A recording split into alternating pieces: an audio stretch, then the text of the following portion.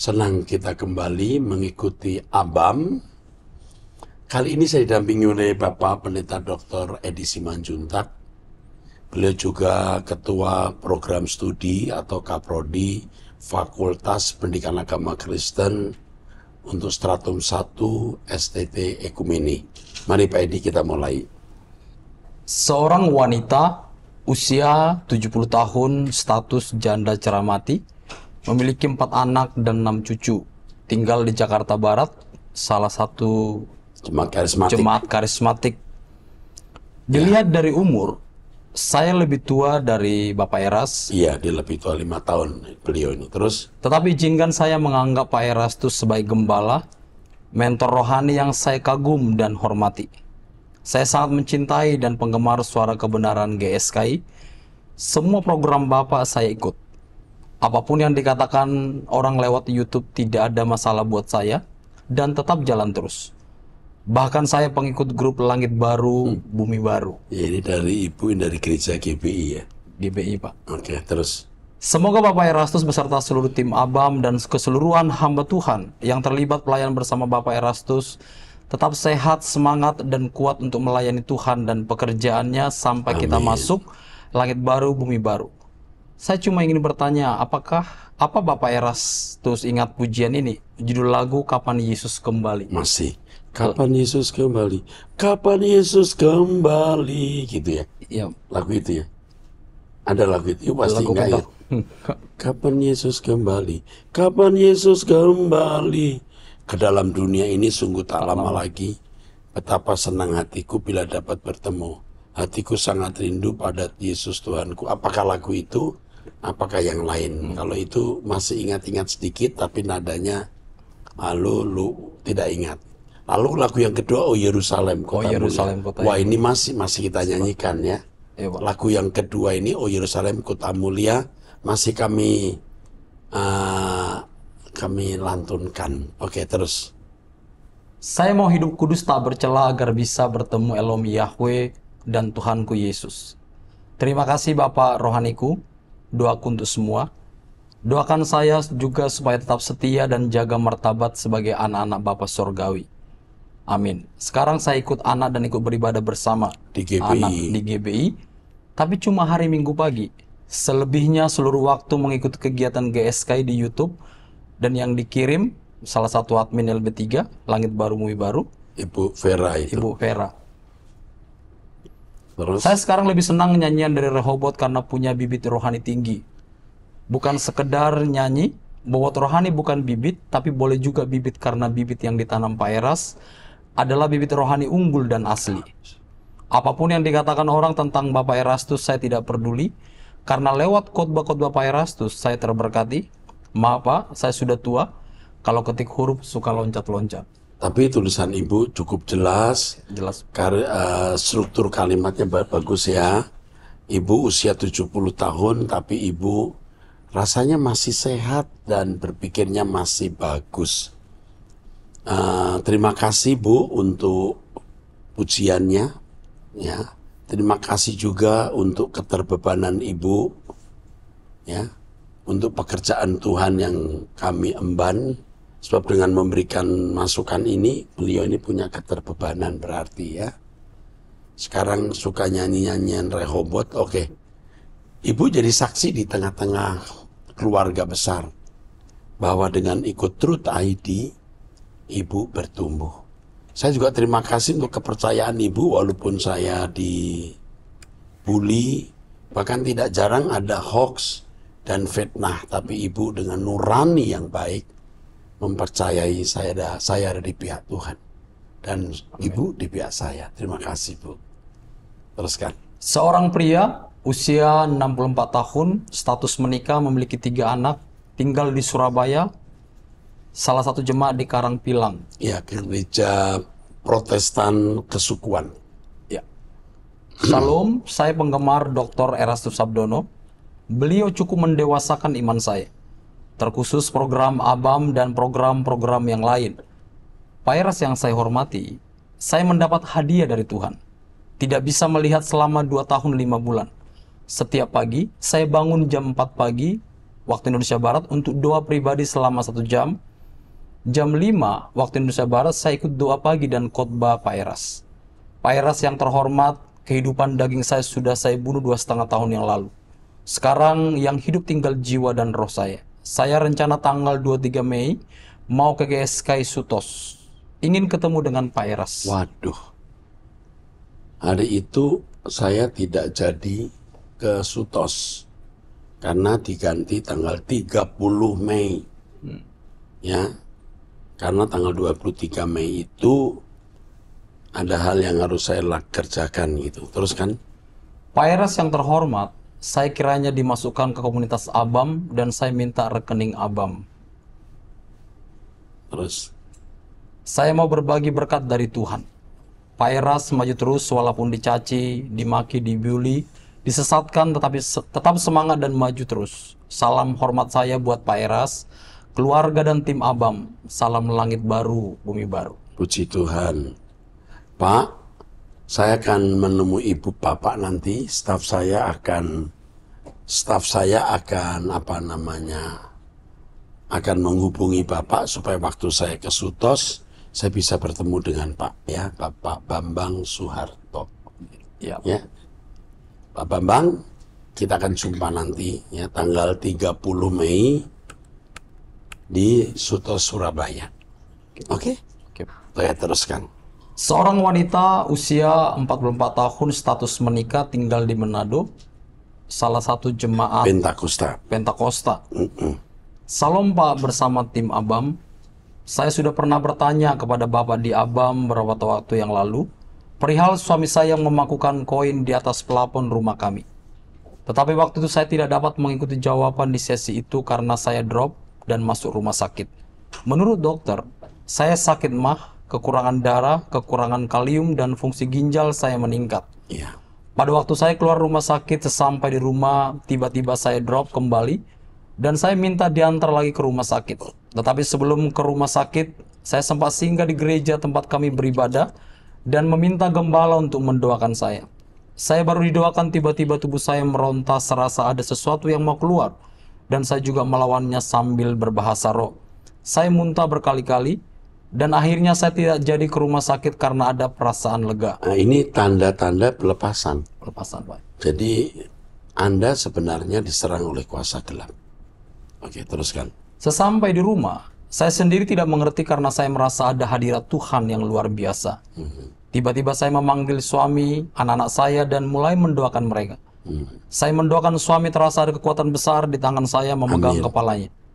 Dan mulai mendoakan suami, karena selama ini banyak hal-hal yang tidak berkenan di mata Tuhan yang dia lakukan. Saya mendoakan anak-anak, karena anak yang pertama dan kedua dari mereka masih SMP sampai sekarang, saling bermusuhan, tidak pernah saling tegur. Tapi waktu itu tiba-tiba Roh Kudus gerakkan saya memanggil mereka berdua untuk saling memaafkan, dan mereka berdua saling berpelukan sambil menangis. Saya katakan, Tuhan Yesus ajaib. Tidak sampai di situ, tiba-tiba juga saya mulai digerakkan Roh Kudus berjalan ke bagian belakang rumah kami yang masih berhutan, dan tiba-tiba saya merasa ada kekuatan yang besar di belakang rumah yang harus saya lawan. Saya terus berbahasa roh sampai tetangga-tetangga datang ke rumah saya, dan mereka heran apa yang terjadi dengan saya waktu itu. Hal itu saya tidak ambil pusing karena saya percaya Allah sedang mengerjakan sesuatu yang baik bagi keluarga kami. Saya hanya meminta bantuan Bapak untuk mendoakan saya, karena saya masih terganggu dengan perasaan cemas, takut, dan khawatir. Karena beberapa tahun belakangan ini, saya sering masuk keluar rumah sakit karena sakit MAH. Sampai saat ini tubuh saya masih lemah dan hanya lebih banyak berbaring. Maaf Pak, karena cerita saya sudah sangat panjang. Tuhan Yesus memberkati Bapak dan keluarga bersama semua tim ABAM yang bertugas. Rupanya Tuhan mengurapi Anda dengan Roh Kudus setelah pelepasan. Sekarang saya hanya bisa berkata, Anda jangan khawatir karena Anda aman di dalam tangan pemeliharaan Tuhan. Ya, jaga hati, jangan ada dosa. Ikut doa pagi bersama saya jam 5 WIB waktu Indonesia Barat. Anda akan dibimbing Tuhan terus. Tuhan menolong. Tuhan menolong. Amin. Seorang wanita status menikah, memiliki 2 anak, usia 51 tahun, tinggal di Jawa Tengah. Salam Bapak Pendeta Erastus, saya bersyukur dan memuji Elohim Yahweh kalau atas perkenanannya saya boleh mengenal Bapak dari tahun 2008 sampai 2009. Waktu itu baru bisa lewat audio. Saya lahir dari keluarga non-Kristen, 6 bersaudara, kami keluarga yang sangat sederhana. Tapi syukur kepada Bapak Yahweh, orang tua saya bertobat. Kami 3 bersaudara yang masih kecil ikut menjadi orang Kristen. Sementara 2 kakak saya menyusul setelah sekian lama dan 1 masih non-Kristen sampai saat ini. Saya dari kecil sekolah minggu, Pak. Namun seiring perjalanan waktu saya merasa tidak puas dan cenderung kecewa karena tidak menemukan figur yang seperti digambarkan oleh firman Tuhan atau Alkitab. Saya tidak menemukan pribadi Yeshua HaMashiach dalam kehidupan kekristenan. Mohon maaf, saya terlalu bodoh waktu itu. Berawal dari situ, akhirnya saya hampir hilang gairah untuk mengikuti kegiatan gereja. Saya hanya senang dengan acara radio rohani dan audio serta sarana yang lain. Bapak Yahweh tahu betapa saya merindukannya, sehingga dia mengirimkan seorang mentor hamba Tuhan di siaran radio Kristen. Tapi hamba Tuhan tersebut mengatakan kepada saya, kalau saya tidak akan lama bersama beliau. Dan beliau tidak tahu berikutnya saya akan dimentor oleh siapa, dan betul ini terjadi. Ini sedikit mengganggu saya. Tapi saya bersyukur tidak lama karena akhirnya saya dipertemukan dengan Bapak lewat audio sampai sekarang. Saya bersyukur teknologi sudah semakin maju, sehingga saya boleh semakin leluasa untuk belajar kebenaran dimanapun, kapanpun, dan sedang apapun. Sampai beberapa kali saya diingatkan anak-anak karena mereka kira saya mengkultuskan Bapak. Mengutuskan Pak Erastus. Pak Erastus ya. Anak-anaknya takut, Pak. Khawatir. Anak takut saya kecewa. Kecewa terhadap saya terhadap suatu Bapak, hari. ya. Oke. Tapi akhirnya mereka tahu kebenaran yang saya pelajari bersama Bapak. Itu yang menolong saya menjadi kuat di dalam Dia. Puji Bapak Yahweh. Pernah suatu kali anak pertama saya bercerita sewaktu merawat pasien yang sepertinya jemaat GSKI. Anak saya merasa seperti di rumah bersama saya karena pasien tersebut selalu putar lagu-lagu dan khotbah-khotbah Bapak. Pak Eras ya. Ya, terima kasih Bapak Eras. Tetaplah setia dalam pelayanan pemberitaan Injil yang benar. Puji Bapak Yahweh. Sekarang saya berkomitmen untuk belajar hidup 24 jam dalam hadirat Bapak Yahweh. Haleluya. Kurang lebih dalam 6 tahun ini saya sudah kembali berjemaat, walau di gereja yang berbeda karena saya ingat perkataan Pak Eras, dalam berjemaat mungkin kita tidak beroleh apa-apa, tetapi mungkin ada apa-apa yang Bapak Yahweh mau kita berikan kepada jemaat. Iya, dia belajar 24 jam di hadirat Bapak Yahweh ya. Terus walaupun awalnya saya tidak berani menyatakan diri kalau saya mengikuti pengajaran Injil yang murni dari Pak Eras, tapi saya bersyukur saat ini setelah pendeta atau gembala tahu tidak menjadi masalah. Jadi gembalanya sudah tahu, Pak. Biasanya pendeta di luar GSKI agak resisten atau sangat resisten terhadap saya karena pemberitaan negatif. Yep. Ini kalau pendeta dan gembalanya tahu tidak resisten, ini orang-orang baik yang pasti nuraninya baik, ada Roh Kudus dalam diri dia. Bahkan yang membuat saya terharu, pendeta atau gembala saya mendorong putranya untuk mendaftar kuliah di STT Kumene. Waduh, puji Tuhan. STT Kumene Jakarta. Dengan ungkapan bahwa Bapak pendeta atau gembala siap dikucilkan oleh sesama pendeta, bahkan rela dikeluarkan dari organisasi seandainya putranya diterima di STT Kumene. Oke. Ini oke. Mohon doanya untuk hal ini Bapak Eras. Sekiranya kerinduan kami untuk putra Bapak Pendeta kuliah di STT Kumene Jakarta mendapat perkenanan Bapak Yahweh. Sehat selalu Bapak Eras. Bapak Yahweh memberkati Bapak dan orang-orang baik di sekitar Bapak. Amin. Puji Tuhan. Saya kira ini luar biasa ya. Ibu yang punya kesaksian begitu indah dan pendeta gembala yang mau mengirim anaknya di STT Kumene. Puji Tuhan. Oke, teruskan. Seorang wanita usia 65 tahun, status menikah, memiliki 3 anak, tinggal di Gading Serpong, Tangerang. Jemaat salah satu karismatik, gereja karismatik. Iya. Shalom Abam, kepada yang terhormat Bapak Dr. Pendeta Erastus Sabdono, mohon bantuannya untuk pemecahan masalah ini. Apa yang harus saya lakukan? Anak pertama saya laki-laki umur 39 tahun, status duda cerai, Anak satu perempuan, umur 9 tahun, sudah tidak bekerja. Pendidikan terakhir teologi di BSD. Setelah beristri, tidak ke gereja lagi. Padahal ketemu calon istri di gereja sampai sekarang. Berniat pertengahan bulan Mei ini akan keluar dari rumah saya ini untuk merantau. Yang pertama, tujuan dia di Sukabumi katanya. Akan menjalankan visi misi evangelis. Loh, dia cerai, betul nggak? Ya, Tidak ke gereja lagi kan? ya benar. Sekarang mau ke Sukabumi menjalankan visi misi evangelis. Iya. Oke, teruskan. Kita belum baca. Sekarang dia mencari kos sebagai tempat tinggal. Penduduk desa yang dia temukan tidak ada yang dia kenal. Oke. Kalau- Jadi dia tidak ke gereja itu mungkin alasannya bukan karena Tuhan Yesus, mungkin karena gereja yang menolak dia atau kurang memberkati dia, mungkin gitu. Tapi gairahnya untuk menginjil ada. Tetap ya. Oke, terus.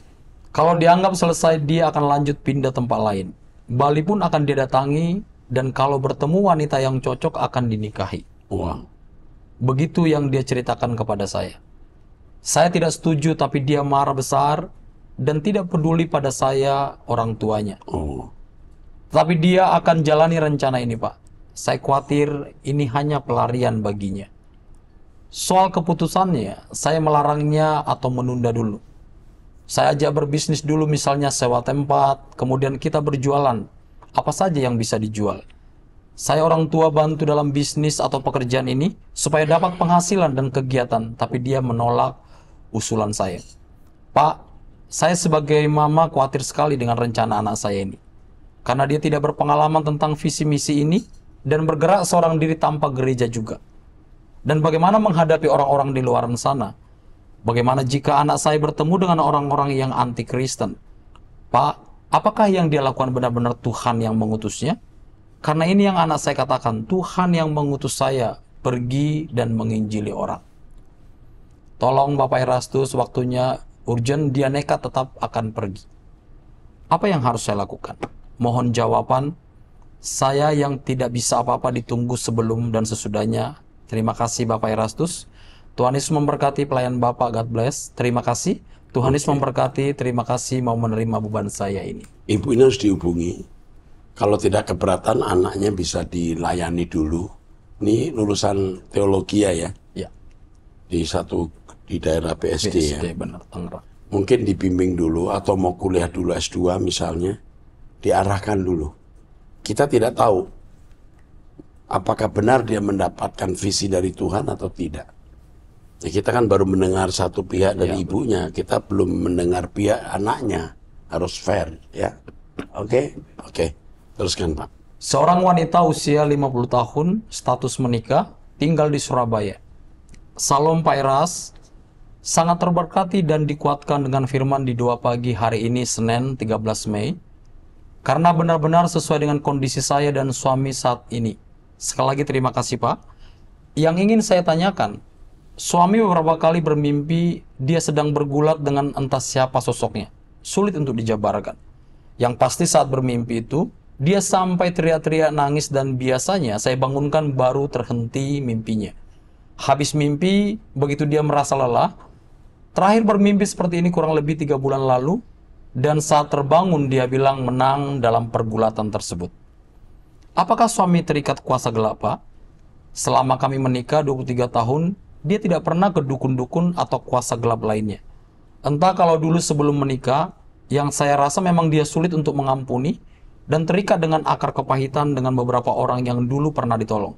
Tapi saat ini berbalik menyerang dia. Memang saat ini saya dan suami sedang diproses Tuhan dalam hal keuangan.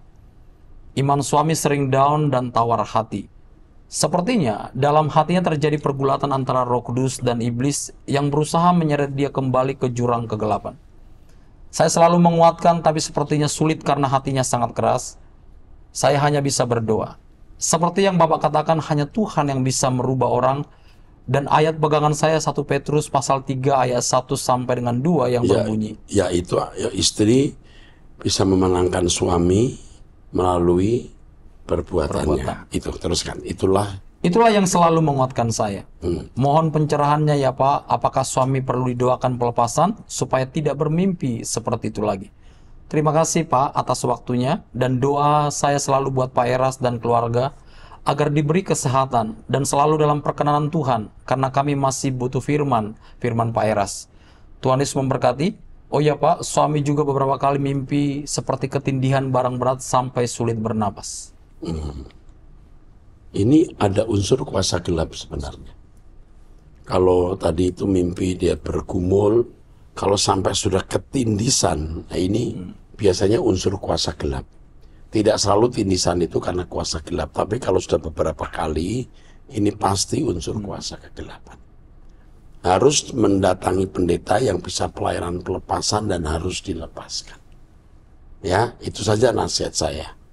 Ya di Surabaya, sehingga kita kurang bisa menjangkau, tapi jika memang perlu pelayanan pelepasan, mungkin nanti bisa diarahkan untuk didoakan pelepasan. Jadi suami ibu rasanya ada ikatan kuasa kegelapan. Tidak mutlak ya, tetapi ada unsur ini. Oke, teruskan. Seorang wanita usia 24 tahun, status belum menikah, tinggal di Jakarta Pusat, salah satu jemaat GSKI. Salam Pak Eras dan tim Abam. Terima kasih karena sebelumnya sudah merespon pertanyaan saya sebelumnya. Seperti yang sudah saya sampaikan sebelumnya Pak, saya bertekad untuk mengubah kebiasaan saya.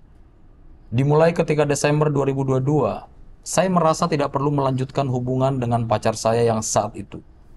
Jujur saja Pak, saya sudah mulai tidak betah dan tidak dihargai ketika hubungan ini. Berubah feel berujung pada seksual saja. Saya tidak berhubungan badan, namun melakukan hal-hal yang tidak kudus juga.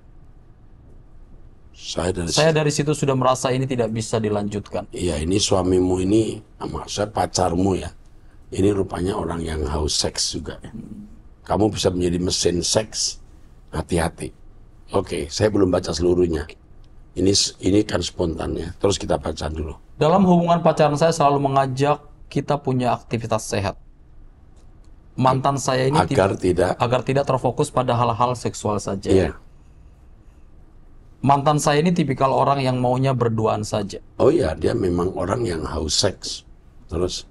Hubungan saya berjalan dari 2019 sampai 2022. Sepanjang perjalanan hubungan ini saya masih punya tekad seperti anak muda yang mau menemani dia berubah. Dia adalah tipikal orang yang kalau marah dan ada masalah, dia berhari-hari, Pak. Oh ya, susah. Terus?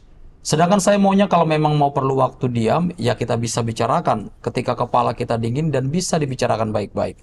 Namun ketika situasi membaik, saat saya ajak ngobrol kenapa kemarin, saya minta maaf kalau ada salah, dan dia selalu bilang sudah tidak usah diingat-ingat yang kemarin, dan berlangsung sepanjang 3 tahun. Iya. Puncaknya kami ketika LDR, long distance relationship, saya tidak nyaman. Dia selalu minta video call, namun mengajak ke arah video call seks. Wah, ini nggak benar. Terus? Saya tidak nyaman, dan kita tidak pernah ngobrol berbobot. Saya selalu mengalihkan pembicaraan, namun dia ujung-ujungnya diam. Orang seperti ini belum lengkap jiwanya. Usia masih 24 tahun, kamu hati-hati. Kamu harus berpikir ulang menikah dengan pria yang tidak dewasa, bahkan yang terikat oleh nafsu seks. Banyak hal yang saya lalui dengan dia, namun saya merasa saya berjalan sendiri. Hingga akhirnya Desember kami ada permasalahan dan dia menghilang selama 3 hari. Dari situ saya berkomitmen tidak akan mengejar dan harus memutuskan hubungan ini saja. Akhirnya kami putus dan hingga saat ini, dia selalu mengatakan menyesal, dia selalu menangis ketika telepon saya, namun saya bilang saya tidak bisa berjalan dengan dia kembali. Saya merasa gagal jadi perempuan pada saat mengiyakan semua apa yang dikatakannya selama 3 tahun, Pak. Oke, terus? Puji Tuhan saya tidak bucin. Butuh cinta ya. Dan akhirnya meninggalkan, dan puji Tuhannya lagi saya tidak tertarik sama sekali saat ini dengan hal-hal berbau seks. Saya selalu berdoa dijauhkan akan hal itu. Dan saat ini anehnya kalau lihat orang ciuman, saya merasa aneh sendiri. Pertanyaan saya, apakah langkah saya ini benar ya Pak? Saya tidak jahat kan ya Pak? Bagus, kamu putus hubungan dengan pria yang belum tentu jadi suami yang baik. Setelah lost contact selama hampir 1 tahun, kemarin tiba-tiba dia menghampiri saya untuk mengajak ke arah yang lebih serius. Saya juga tidak tahu maksudnya apa Pak. Namun saya menjawabnya dengan tegas, kalau kamu mau kejar saya, kejar Tuhan dulu, supaya kamu tahu maksud kehendak Tuhan buat saya dan kamu. Untungnya dia menerima keputusan saya dan saya bicara sehalus mungkin agar penolakan saya tidak melukai hatinya. Kamu hati-hati ya. Kau berkata cari Tuhan dulu. Ukuran dia mendapatkan Tuhan atau tidak itu tidak jelas. Karena karakter rusak itu tidak bisa diperbaiki dalam waktu singkat. Usia pacarnya tidak tahu ya. Tidak tahu, tidak disebut. Dan kamu juga jangan takut menolak orang tersinggung. Kalau kamu takut orang tersinggung, padahal itu hal prinsip, kamu lebih tidak menghargai Tuhan. Tubuhmu bait Allah, kau milik Tuhan, kamu jangan diperbudak orang. Pak, apakah dengan menolak ajakan itu tidak apa-apa ya, Pak? Tidak apa-apa. Mitosnya kan kalau menolak orang yang serius dengan kita nanti susah dapat jodoh. Itu jangan didengar. Terus. Tapi saya sih yakin Tuhan akan memberikan yang terbaik buat saya di luar jodoh. Ya Amin, kan, Pak? 12 kali. Saya takut kalau langkah yang saya ambil ini ada yang salah. Mohon pencerahannya juga, Pak. Tidak salah. Apa yang perlu saya kuatkan kembali dalam komitmen bersama dengan Tuhan? Kamu mencari Tuhan dengan sungguh-sungguh, doa pagi bersama saya jam 5 WIB. Kamu dengarkan khotbah saya, ikut doa puasa bersama saya, nanti kamu akan dicerai Tuhan. Jujur setelah berpacaran ini, kalau Tuhan mempercayakan saya menikah, saya maunya pasangan yang tahu kebenaran seperti yang saya pahami bersama Pak Erastus. Amin. Sip. Tapi jujur saya tidak khawatir mau diberi atau tidak. Ya. Semua terserah Tuhan. Seiring berjalannya waktu saya sudah move on dari 2023 sampai saat ini, saya merasa bahagia. Karena saya akhirnya bisa lebih mendekat dan mengikuti rencana Tuhan. Amin. Pak, selama berjalan dari 2023 sampai saat ini, saya merasa Tuhan selalu berbicara dalam hati saya. Pasti, karena kamu tidak terdistrak oleh hubungan yang tidak kudus. Pernah suatu ketika saya dilema karena saya di sini merantau. Saya ingin mendekat dengan keluarga. Pada malam saya berdoa saya ingin bekerja dekat orang tua. Supaya saya bisa menjaga mereka. Saya sampaikan ke Tuhan namun saya sadar ini keinginan saya sendiri. Saya sampaikan biarlah kehendak-Mu yang jadi. Dalam doa saya tutup amin. Saat saya mencoba tidur, Tuhan memberi suara dalam hati saya begini, pekerjaan yang kamu lakukan saat ini adalah pekerjaanku. Untuk orang-orang yang kamu kasih ada dalam perlindungan tanganku. Jangan khawatir, nak. Itu kalimat yang benar. Terus?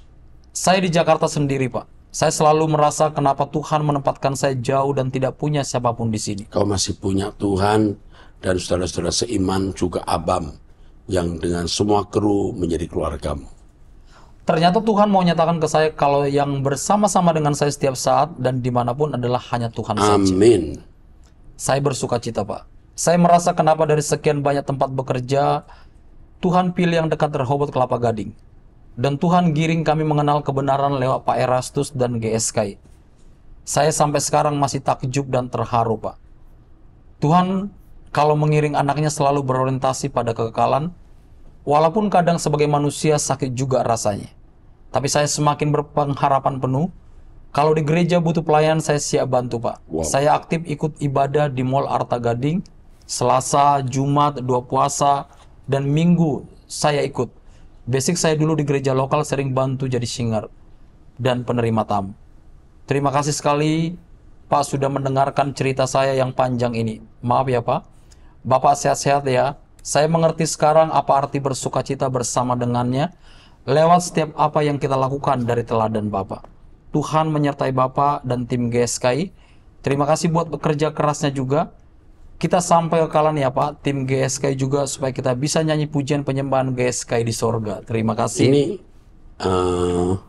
wanita ini adalah wanita yang Tuhan pilih untuk melayani. Ya, proses hidupnya luar biasa. Ya, saya kira cukup sampai di sini di episode ini. Saya bertemu di episode yang akan datang. Tuhan memberkati.